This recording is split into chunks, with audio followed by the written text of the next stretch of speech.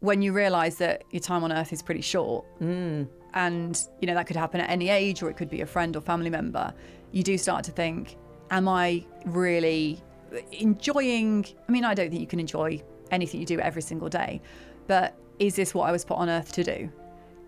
Do I find it fulfilling, over the course of a month or a year? Am I giving back? Am I really fulfilling my potential? Welcome to Your Mind, Your Business, the podcast that dives into the real grit of entrepreneurship. I'm your host, Carina McLeod, CEO and founder of eCommerce Nurse, an e-commerce growth agency. And today we have a special guest, Sally Wilson from Caterpillar Crafts. Welcome, Sally. Thanks for having me. I am looking forward to talking to you today, to more importantly, understanding your whole journey, because I know who Sally is today, but I guess the audience are thinking, who is Sally today? So I'll let you introduce yourself and then I'm going to hit rewind. Okay. So I'm Sally Wilson. I am the founder and creative director of Caterpillar Crafts, which kind of covers Caterpillar cross stitch and Caterpillar crochet. I'm a mum of two, early 40s, live in Warwickshire. I used to be a solicitor, and the company is just about to turn 10 years old. We've got a team of 13 and things are busy. I can imagine, definitely. And that's quite a career change then, like from solicitor to running your own business. So I'm keen to go and hit rewind and understand really about that start of your entrepreneurial journey. Yeah, I mean, it's funny, people often say, did you always think you'd go into business? Or that's like a common question people ask of, was there anything in your childhood? And I think it's interesting. I think wanted to be a solicitor for the wrong reasons. I knew I had a busy mind. I knew I was ambitious. I wanted something that I wouldn't get bored doing. I wanted to do something that was difficult, because I do get bored easily. And so I thought, and I wasn't really interested in like medicine or anything, and I like to set myself a challenge. So I think watching Ally McBeal at 12, 13 and sort of the glamour of imagining New York or London or some sort of big law firm was the attraction. And I thought, I'd be paid really well and it would just be this really exciting life and something that I would do till retirement. It wasn't like that at all. Really, really difficult to get a training contract. The degree and postgrad itself I didn't find it interesting at all. But by this point, I kind of committed to it, and I'm not a quitter. So even though I wasn't really enjoying it, I was like, well, I have to see this through and I'll give it a good go. So I did that until I was 30. I specialised in employment law and I think it suited me. I did enjoy aspects of being a solicitor. I enjoy forming an argument, debating, being passionate and sort of representing the clients, especially in certain circumstances within employment law when, let's say it was sexual harassment or sexual discrimination, or sort of maternity rights, things like that, I would really sort of get my teeth into. And there were some cases where I couldn't believe how people had been treated. And it was almost like a personal vendetta. But I'd worked at large city firms, small high street firms, public sector. And by the time I was 30, I was on maternity leave. And I sort of, for the first time in 8-9 years, had a moment of reflection and was at home with my daughter and thought, I've got this sort of looming deadline to go back after 12 months. And it really, really focused the mind. And it was like that, if you go on holiday or you have a bit of a career break, you're looking in then. And I thought, actually, I didn't feel like I fitted in with the people I was surrounded by. And I was thinking life's too short. So it was a combination of a few things of, I can't see myself doing this till I'm 65. I did feel bored. I didn't like just having a salary and someone saying, you're worth, let's say 40 grand, 45 grand. That's your value. And there's nothing you can do for that to go up until, say, someone retires, whatever. And it's really tricky because everyone's trying to move into the next role. And that's just your salary. And actually, the period when I was working, which was, say, 2006 to 2015, there weren't really any pay rises. So I was like, I'm working really hard here and you don't see anything for it. So I really wanted to sort of be in control of something. There was a huge sort of creative desire within me that just wasn't fulfilled in the slightest. and then the opportunity to have an unlimited income and to have a direct correlation between the amount you put in, your ideas, your work, and then how much you can earn was a huge driver for me. Did you do any research before then to sort of, because I guess you're going through this moment of reflection of what do I do? Do I stay in this role? What was it that made you think, actually, I could run my own business? I don't think I actually thought I could. I thought I'll give it a go. But even to this day, like I still doubt myself all the time. And there's always moments of like, was this just luck? How did this actually happen? What am I doing? Is this all going to go away tomorrow? I think I just thought I've got the opportunity to do something new. And I like having a plan B because I think it gives you the confidence in a way. And some people say don't have a plan B and then it means you're all in. But I'd saved up quite a bit of money, or at least to last me a couple of years. And also, like, I just had a baby. I didn't really do a lot. I didn't spend a lot of money at all. I had the same clothes, didn't really go on holiday, didn't go out a lot. So my outgoings were minimal. So there wasn't really a lot of risk. And, you know, it's important to also say that, you know, I had those savings. I had a good job before. My husband was working full time. He had a good job. We had a much smaller house with a much smaller mortgage. So it was an opportunity that I was able to do that. I wouldn't, you know, there's lots of people that might not be in that position. But it was planned. So I knew actually I had a year or two sort of runway. And if it all went wrong, I could go back to law or I could do something else.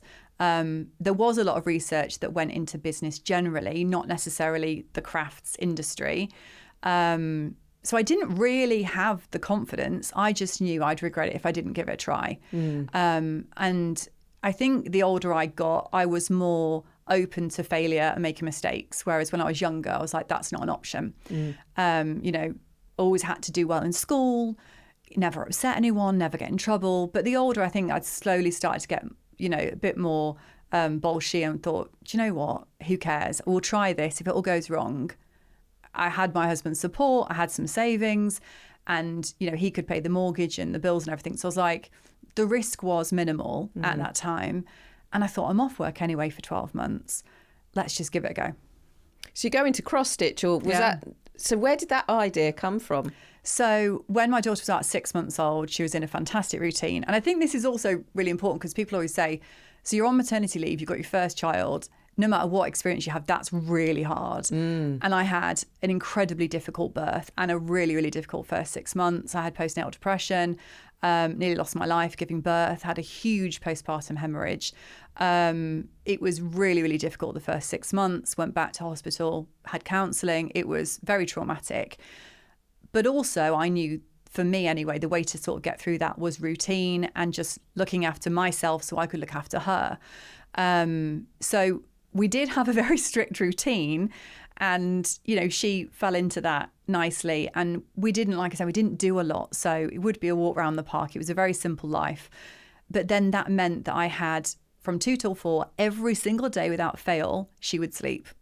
And then my husband would get back at, say, 4 p.m. and I would work 6 till 10 p.m. And he would then put her to bed and he would cook and he would sort out the house. And it was very much shared. So I had quite a few hours every day. So from 6 months old to 12 months old, I did sacrifice a lot, but I spent a lot of time doing e-commerce courses. There was a blog I was reading called My Wife Quit Her Job by Steve Chu, who's in California. I did his course and he's a good friend now, and learned everything I could and absolutely devoured every book, YouTube video, blog, course.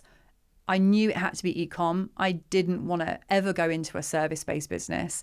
I love creating things in my mind, seeing them, you know, be produced. I was happy with that process of design a product, either make it myself, have it manufactured, do the marketing, ship the product out, see it in a customer's hands. So then it was a case of working backwards of a checklist of maybe 20 factors of what's small, what can I make that no one else can copy, what's sort of protected, what won't go out of date, what won't go out of style, what can't break, would fit in. I did think what would fit into a Royal Mail large letter, what's flat as well because the shipping costs, and what's something that I would enjoy making and something that had an extra layer to it. I don't think I'd be able to put 10 years of blood, sweat and tears into a product like, shoes or a mug or a plant pot or whatever it might be, water bottles. It had to be something that actually, like writing a book, that people would devour over a series of weeks or months, that would give them something back. And crafts in general, the community behind it is so much deeper than a transactional product, like buying a pair of earrings or whatever. And there's lots of brands that produce those kind of products and they're great. And they try to have this story, this why, the community. But I think you can't force it. Whereas crafts, the process of doing a craft, especially like cross stitch or crochet, you're using your hands, your soul, your heart goes into it. And the link with mental health as well was huge. And building a brand, a community and a messaging around that comes naturally rather than being a marketing tactic. Yeah. That's fascinating because there's a couple of bits there. There's that, I guess, that reflective moment when you've obviously gone through a tough time post-birth, and it's like that reflective moment, which probably, would you say, contributed to whether or not you wanted to go back to your previous role? In a way, it gave me confidence because, not to sound dramatic, but when you realise that your time on earth is pretty short, and, that could happen at any age, or it could be a friend or family member, you do start to think, am I really enjoying? I mean, I don't think you can enjoy anything you do every single day, but is this what I was put on earth to do? Do I find it fulfilling, over the course of a month or a year? Am I giving back? Am I really fulfilling my potential? And there are people that were born to be great lawyers and, barristers, and they're amazing at it and very fulfilled by that. For me, I was like, after 9 years, I thought, actually, that's not my purpose here. And the things that I would do for free, the things that I would do for the rest of my life, even if I wasn't paid, would be doing something creative, would be making something. And other than Ally McBeal, my favourite of the show is Art Attack. And every single week I'd beg my parents to go and get me the supplies to do the sand art or whatever it was. And that was that inherent thing that lit me up that I would dream about, that I would do for fun. So I knew it had to be creative. And thinking, well, hang on, I could have easily died then. It was a split moment. What am I messing around with? Let's just do what lights you up. And I do think every single human has got that kind of diamond, that spark of what's your purpose? What were you here for that helps others? And if everybody found that and really jumped into it and had the courage to do that and say, it doesn't matter what the thing is, but if everyone's living to their potential, it makes the world a better place. 100%. And it's interesting because there's a bit of a journey there to finding your passion, because you go into studying, that you're going to do e-commerce, you still weren't sure necessarily, if I understand correctly, where you were going to go in terms of your product. So you're studying all of this. And this is the part that a lot of people will see where you are now and not realise the amount of blood, sweat and tears that went into that first 6 months of, right, I need to really understand this if I'm going into it. Yeah. It's not winging it or anything, because a lot of people assume that. You just sort of figure it out along the way. And then you get to that point that you're like, right, okay, so I need this, I need to get it in a certain size, a repeat purchase or something you can cross-sell, etc. And then you come to a product that lights you up effectively. Yeah. So people often think that I did every single craft as a child and teenager in my spare time. I think that probably was the key right there. Like if someone had seen me, I wish someone had actually said to me, hang on a minute here, this is probably what you should be doing. So I had cross-stitched, but people, there's two things. One, they think that I picked it because I was just obsessed with it. And they were like, you were like this, addicted cross-stitcher. That was your passion. So you went, I enjoy doing this, so I'm going to start a business out of it. Or that, something like that happened and then I figured it out as I went along. It was a very, strategic move. It was very much researched. It was long-term. It was planned. There were hours and hours and hours. And, my mother-in-law as well, my mum helped out a lot.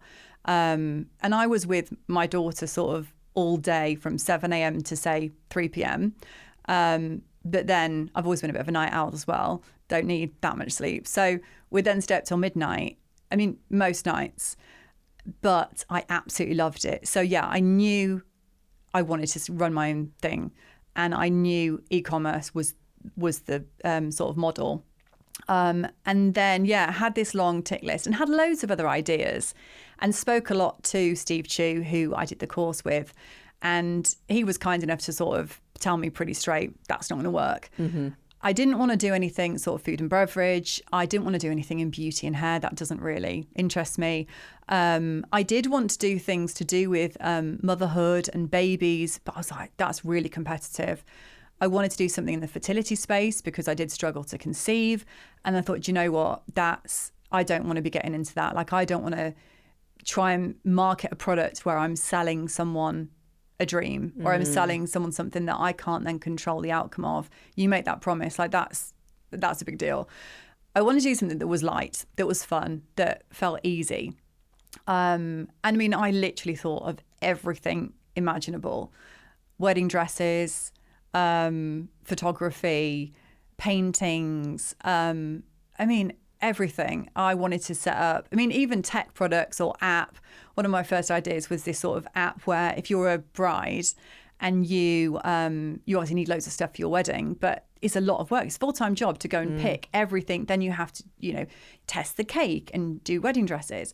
And actually for busy people who aren't as interested, I thought, wouldn't it be cool if you could, a bit like if you've got a job around the house or you go, right, I need this work doing and people can bid for it. You just say, I need these 20 things in Warwickshire and people can just come to you and say, this is the price of wedding cake. You can go, yes, thanks. Because some people don't like that whole process. It is a lot of work. But yeah, there were loads of ideas and cross stitch was one. And there were a few things where I was listening to something about fishing and golf and these kind of hobbies and how when people identify with a community, they identify as like, I go fishing, that's my thing.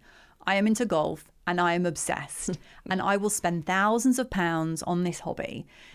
And there are things that have YouTube channels around them, that have magazines, that people subscribe to a magazine to read about golf or fishing. And they will spend 12 hours doing this. I was like, I need something like that. And actually, needle crafts made sense. I'd made clothes, I'd sewn. And there hadn't really been anyone that had created a big brand that was different, that was youthful, that was modern. No one had really innovated in 30 years. Yeah. The designs out there were very stale, they were old fashioned. And, there's a balance between producing products people want to buy and that do well anyway. But no one really was like showing their face, getting on TikTok, producing YouTube videos, vlogging, showing the behind the scenes, doing things differently, doing community events. And I mean, sales and marketing and community building, I'm obsessed with. So I kind of thought people love this. And once you start cross-stitching, people don't stop. They do it their whole life. I love that because it's not just about then selling a product, as you say, it's building a community and there's so much more that you can tap into that. Yeah. When it came to so you're like, right, we're going to do cross stitch, start figuring out your designs. You've then got to buy stock. Yeah. It then starts becoming real. How did you feel about that? I don't think I was that nervous. I mean, my husband said, listen, he's almost my perfect partner because I'm really spontaneous and always optimistic. Everything's going to be perfect and brilliant all the time. And he's ridiculously cautious and sensible and down to earth. And I think actually it's a good balance because, he said, listen, if you spend £500 on stock, well, don't worry because you're a qualified solicitor. So, if this all goes wrong in 6 months, you can go back and you will have to go back. So while there was a buffer, he was very much realistic with me and said, you are not a housewife, stay-at-home mum. I am not paying for everything indefinitely. We can't afford to do that. And also, I'm not going to bankroll this where you go and have fun and you're sort of doing something that's not working. You are on a time limit here. So unless you are bringing in your old salary minus nursery fees, which is what it would have been, if we'd have paid for my daughter going to nursery, you will be going back. Or you can go and find a different career and be, employed by someone else. But so I was quite optimistic. And to be honest, it just felt like fun. I was really excited. And I was still on mat leave as well. or towards the end of mat leave by this point. So it didn't really feel like a risk. And he wasn't really sort of panicked. I think if I'd have been doing it for a few years and not seeing any traction, he would have been like, enough's enough now. You know, we're very practical. But yeah, it was really fun and exciting. And another question people ask all the time, just on podcasts generally, is like, how much was the initial investment? Well, the website, I think, was $50, and I did it myself on Shopify. So I bought a theme, did it all myself, loved doing stuff like that. I already had a camera, basic camera, so that was free. And then I bought some fabric, probably for £100, and bought some cotton, probably £50. I already had scissors, had some card packaging printed, £20, and that was it. Wow. So there was no investment, really. There was almost no risk. So you start getting demand then, right? So you're getting customers purchasing your products, and then there comes that stage where you can't do it alone, because it sounds like you can sort of get your hands in anything, and you'll figure out how to get it done. If not, you'll learn it. You hire your first person, I'm guessing. What did that feel like when you're starting to realise that, hang on, this is a business now? I've got to drive this forward. I mean, it took a while. I think website went live, so birthday is 25th of November. First sale was, I want to say, end of Jan, early Feb. So there was not this, the website's live, the orders come flooding in. I had like one order a month. I think in the first 12 months, we turned over £600. So probably made nothing. And then second year, we turned over £10,000. And I was like, this is amazing. Like, think of what and our cost was so low. When people say, live within your means and then everything else is invested. Like, I was the sort of person at uni where I was like, I will have an orange squash. I'm not buying a single thing. Like, I'm getting a £1.50 jack of potato. I can live like below my means. I can have beans on toast. Perfectly fine. And yes, over the years, kind of, it did build up, but it was very, very slow. So I hired my first member of staff in June of 2020, and we launched in November of 2015. But there was the traction. So, these people go, I turned over £1 million in the first 12 months. I think we went from £600 to 10,000 in the second year to 34,000 in year 3. I think 2019... So, and people often go, as well, oh, COVID must have made you, COVID was amazing for you. We'd gone from 34,000 turnover in 2018 to 110,000 in 2019. And there was no COVID. Everyone was still working. I had another baby at home. So I've got two children at home. And, my daughter went to nursery, like preschool, 1 day a week. So I was with them all day, every day. So to go from 34 to 110, I was like, something's going right. So it sounds like pretty small numbers, but actually we're tripling. And then we went to, I think, 440,000 in 2020. So there was a bit of a jump. And then a couple of years later we're turning over £1 million. So I think in 2019 was when I was like, hey, you can't just look at the turnover. Net profit's not that much. But it wasn't far off what I would have earned if I was a solicitor and you got 2 kids in nursery. Nursery's expensive. So I was like, this is actually working. I've still got no staff. I've got no expenses. I'm at home, spare room. It was just me. So that's when I thought, actually, this could be something. But never really shouted about it a lot because I quite like to be that like stealth, underestimated, and people are like, are you not going to go back to work? Like, this is ridiculous. You must be making like, £100. I never really shared a lot, but I think 2019 was when I thought this could go somewhere.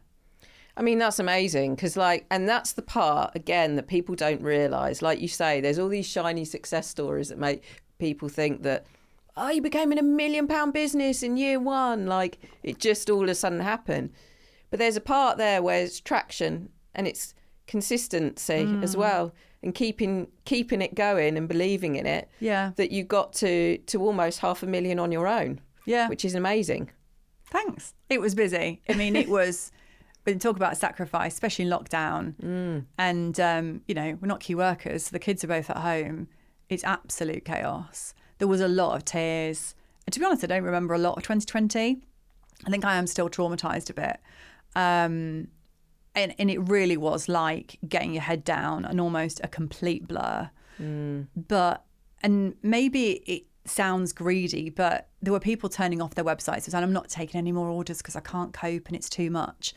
I jumped in and thought, actually, I know it's a sort of product, and I know that we had the backup as well of the community, Facebook groups, Instagram, YouTube, events.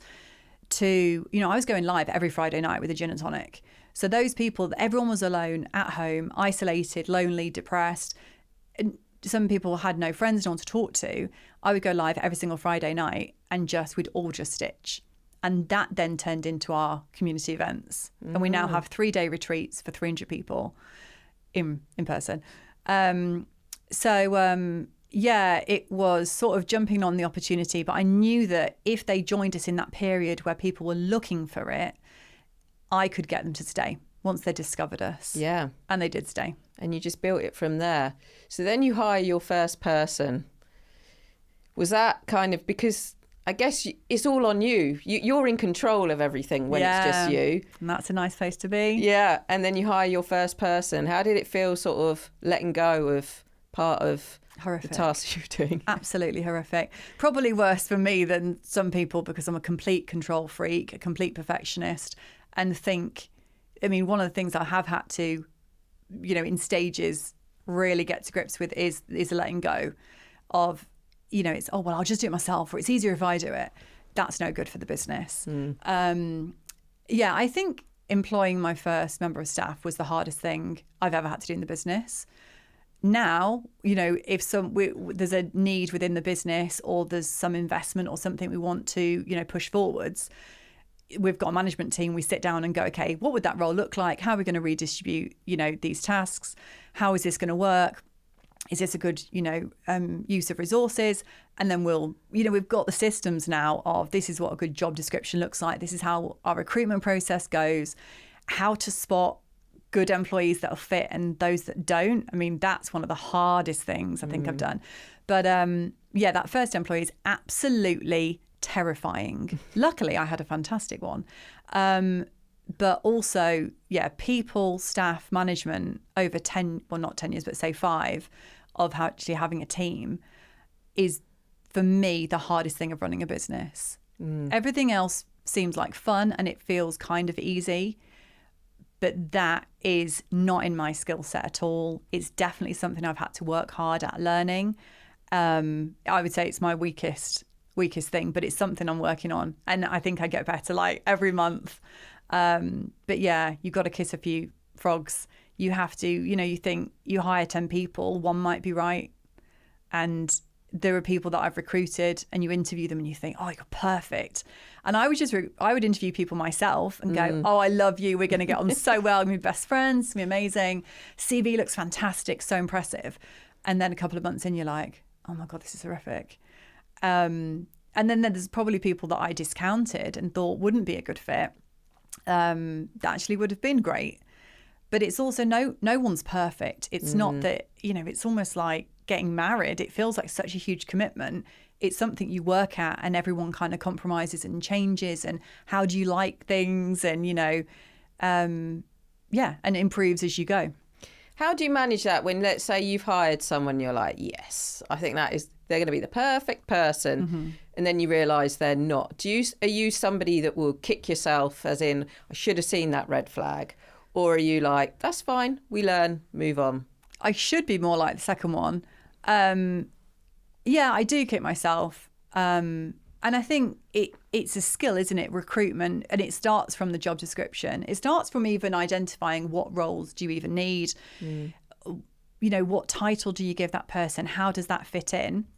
I think I'm guilty of kind of treating other people how I would like to be treated or how I have been treated in the past or how I work, which is, in law, you'd get given a job, or at least the law firms I worked at, you're expected to know everything on day one, given some cases, some files, and it's like, go and do it then, and do it perfectly, by the way, and I'm not really going to help you.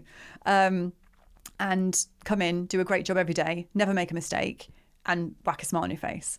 and having that kind of independence and not a lot of praise and not a lot of support, or at least places I have worked at.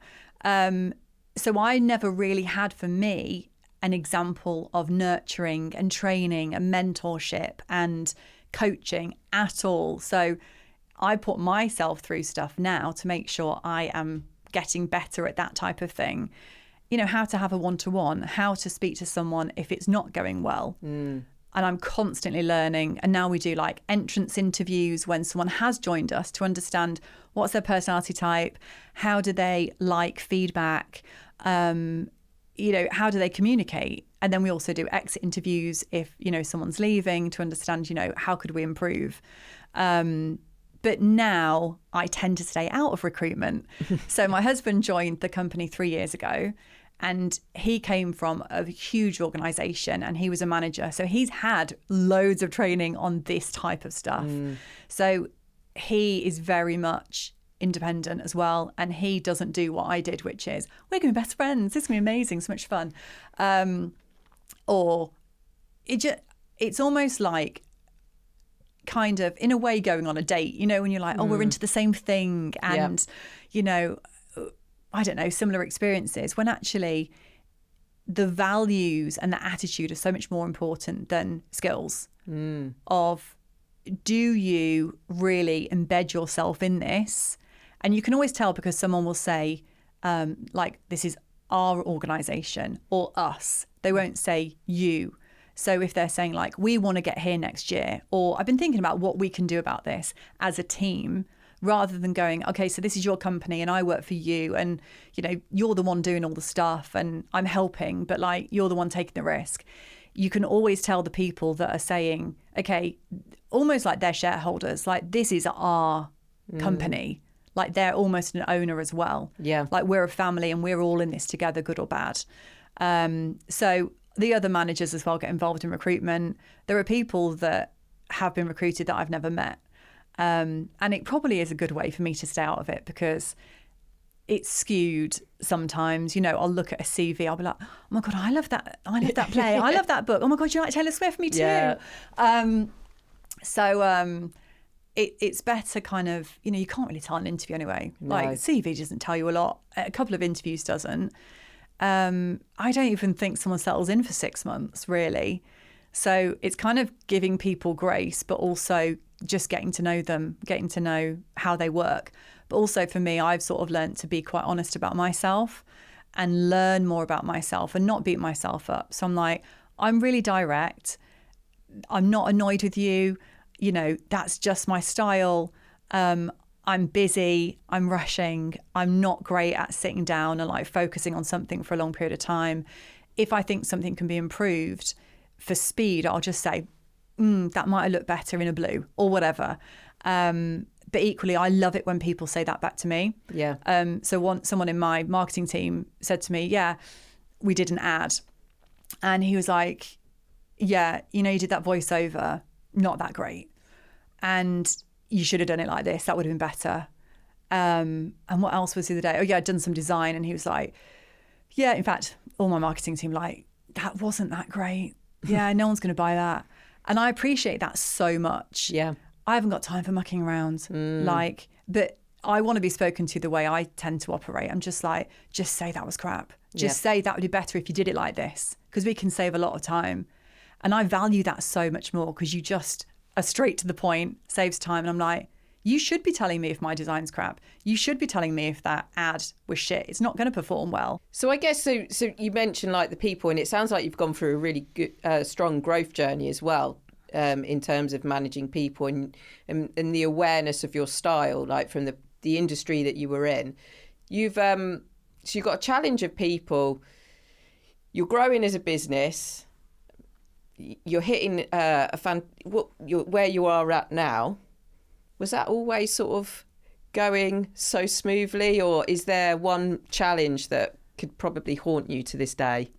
I mean, probably things that I wouldn't say anything necessarily haunts me, but I think, yeah, just coming back to people, choices I've made, management style, I would definitely change. I suppose it was down to inexperience, but also I think my lack of confidence I think it takes balls to hand something over to someone else. It takes courage. And actually, when you are over controlling and micromanaging, that comes from a place of fear of this is all going to go wrong if I don't do it myself. It comes from a place of lack, of worry. And actually the best thing for the business. I was in Miami at an event in May of this year, and the guy Scott next to me said that he had a 3-month period off his business. And he said, you know what, I was terrified and I thought it was all going to go wrong. And he said, it's the best thing I ever did.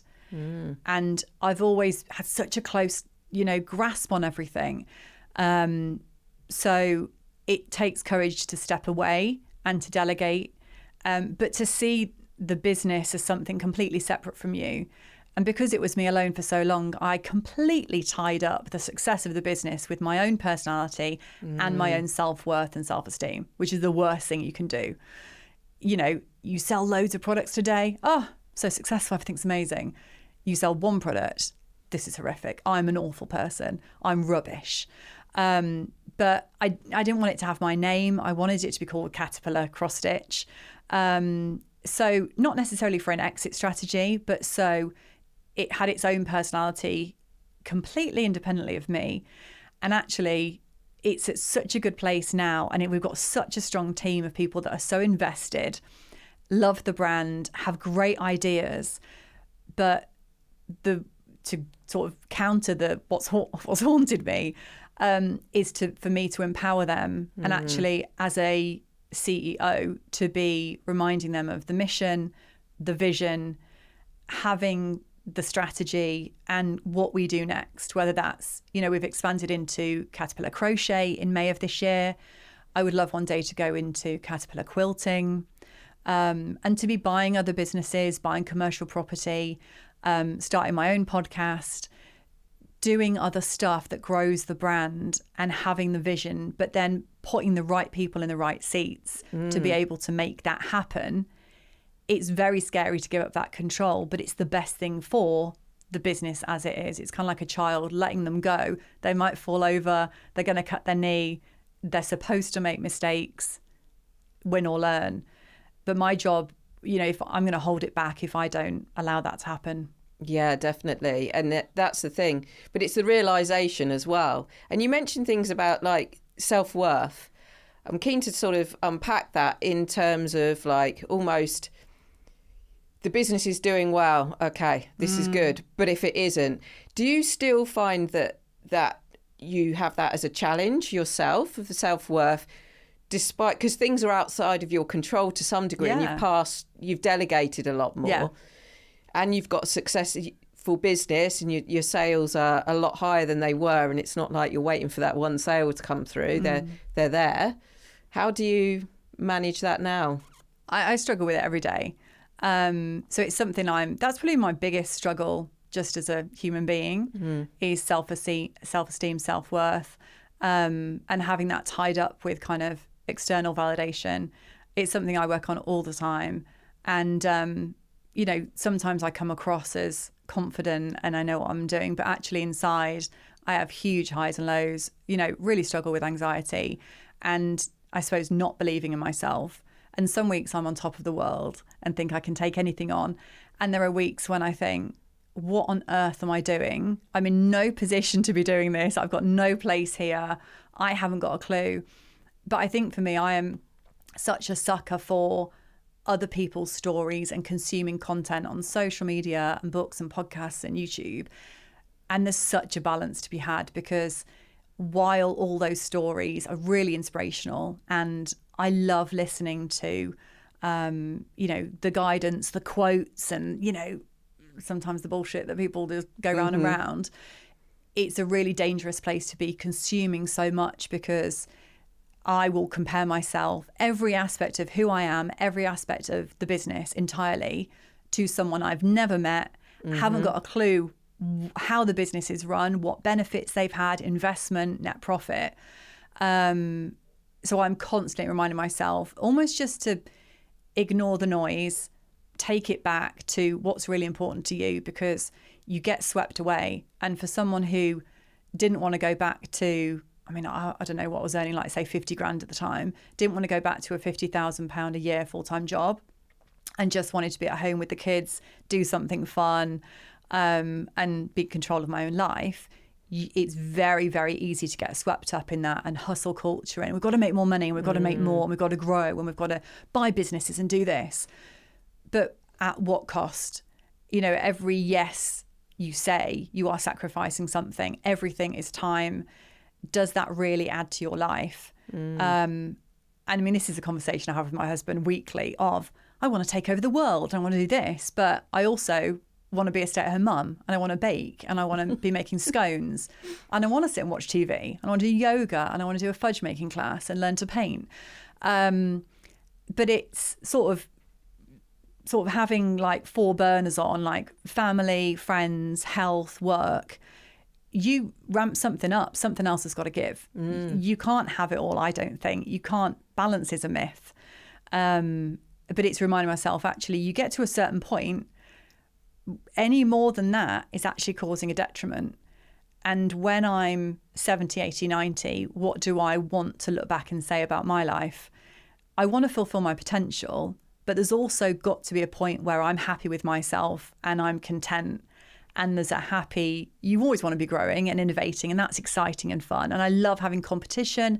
I love having, other companies that sort of spur me on and having a bit of healthy competition.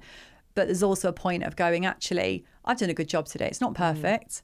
And there's always going to be someone who's cleverer than you, more successful, has got more money. But actually, I've got a great family. I've got a great life, great team. I work down the road, get to play tennis. And that's enough. Yeah. And hats off for the amount of self-awareness and for being so open about it, right? Because I think a lot of people don't admit it and are not open, but actually a lot of people do find that a challenge. And like you say, the anxiety piece as well. Does that sort of play on your mind, like from a point, because when you grow a business to a certain size, the responsibility increases, right? Yeah. Does that play on your mind? Like, do you have sleepless nights or do you feel that you can switch your mind off? I sleep pretty well once I actually go to bed. Most of the time it's 1 a.m. I just am really creative, and I'm really inspired late at night. I just love the peace of it. And a lot of stuff you hear online is, get up early and read a book and do yoga and go for a walk outside on the grass. I love staying up late. I am literally in the zone. I'm pretty sure I've got ADHD, probably, and a degree of autism. But when I am fully focused, there's nothing else that's going on in the whole world. And that for me is late at night. When everyone else has gone to bed, it's pitch black, it's silent. And I've forgotten the question. Yeah, it's more about the anxiety, and if that being able to switch your mind off, I guess, with all those sort of the noises that come in and or voices and... Yeah, I can.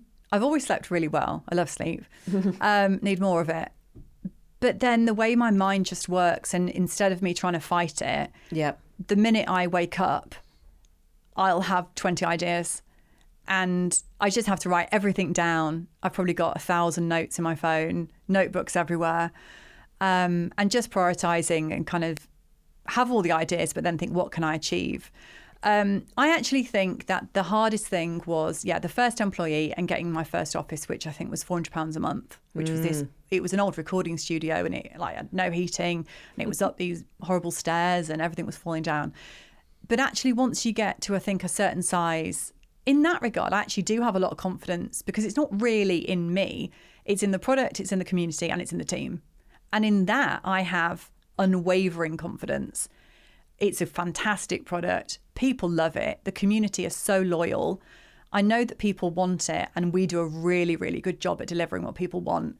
And the team are fantastic.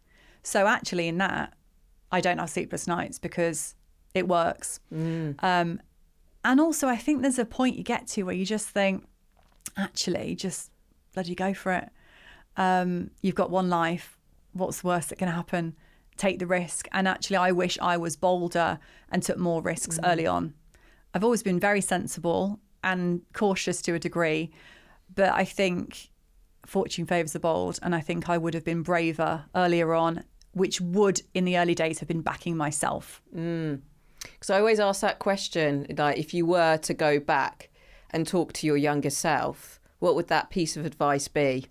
I would say you've got ADHD, so chill out. Like you're okay. There's nothing wrong with you.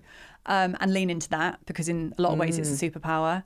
And that's why your mind is on the go all the time. And that's why you have these ideas, but try to channel it.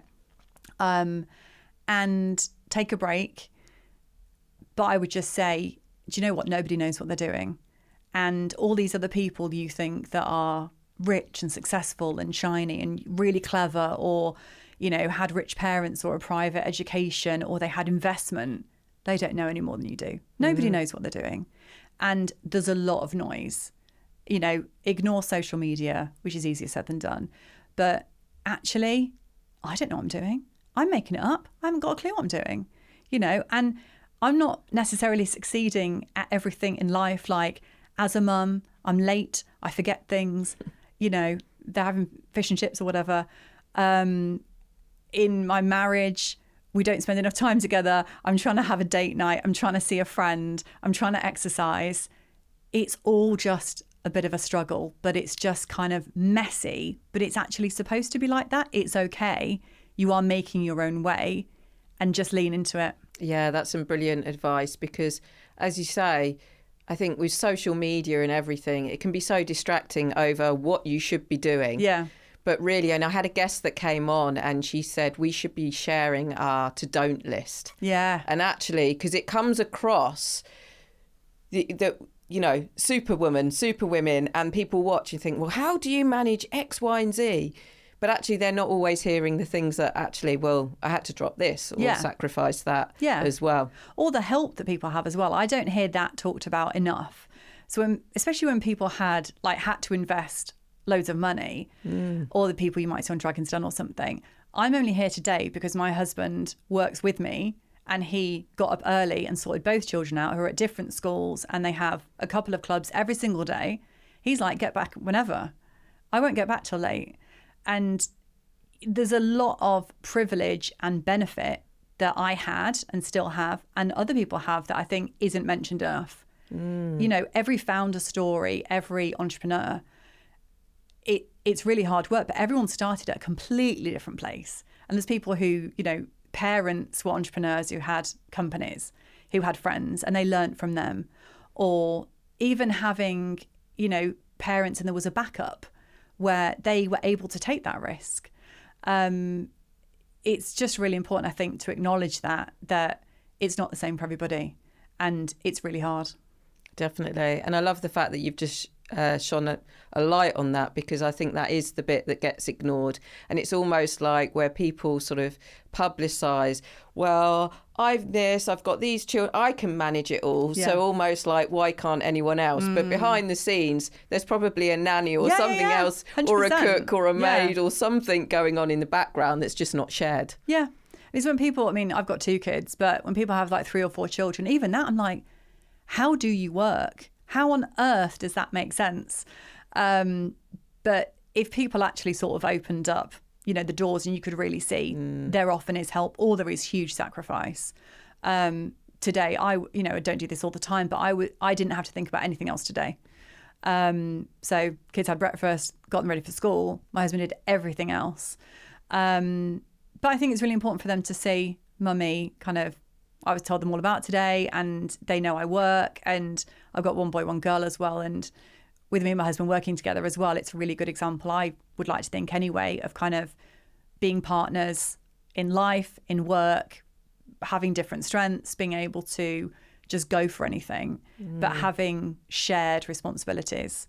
And we call it tagging in. So I'm like my daughter was asking for like some particular hairstyle. I was like, Daddy's tagged in. Like, I'm like, we don't have any weaponized incompetence in our house. Like, both of us can do everything. You want a hairstyle? Daddy can do that because he's tagged in. On another day on Friday, that'll be me. But we don't sort of have the traditional roles at all. I love that. And it's a great way to close the podcast, actually, in terms of just sort of highlighting that. But before I do completely close, I wanted to ask you one last question. You mentioned about sort of all your ideas, because it sounds like you're definitely not stopping where you are now. I don't think I could.